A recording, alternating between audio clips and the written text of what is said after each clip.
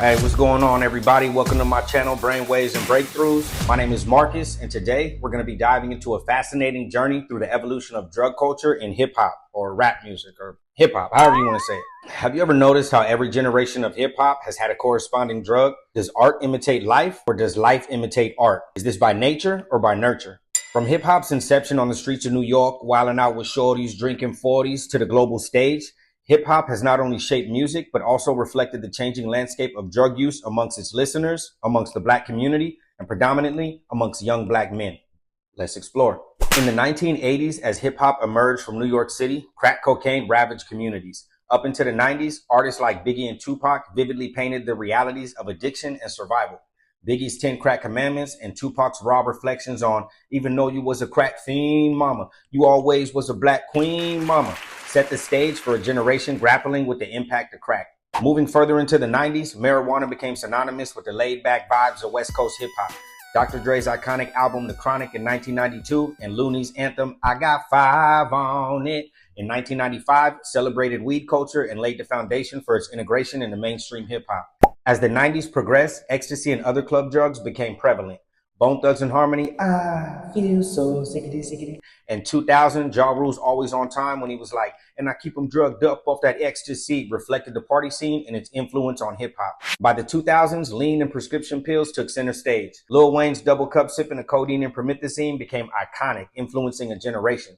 Just how they say every R&B artist is really just trying to do their best impersonation of Michael Jackson, after Lil Wayne, most rap artists were just trying to do their best interpretation of him, including sipping syrup. 3-6 Mafia sipping on some scissor in 2000 highlighted the lean culture while addressing its complexities.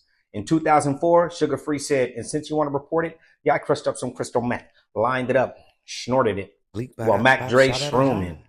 Ooh, she showcased a shift towards exploring different drug experiences within hip hop.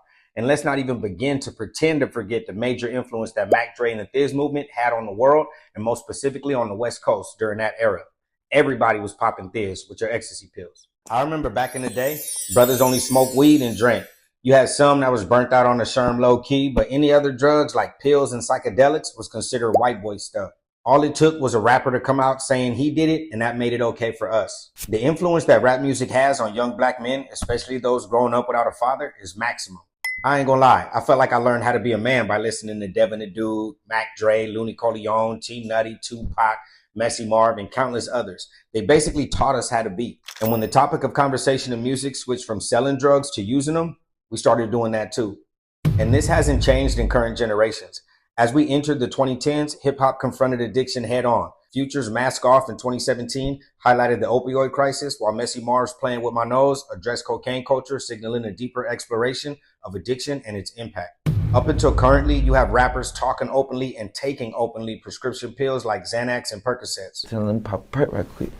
Okay.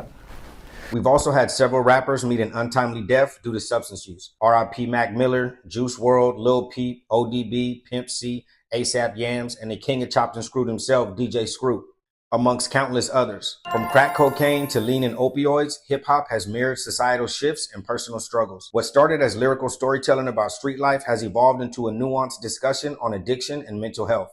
As we move forward, it's crucial to continue these conversations with empathy and understanding. Let's celebrate positive rap, and remember, just because you didn't sign up to be a role model, if you put in your music out, you could potentially be teaching somebody how to be or validating their negative habits by glamorizing your own. Now look, I ain't no better than nobody. I've had my own trials and tribulations, but once you know, there's no going back. And if you do, then that's an intentional decision.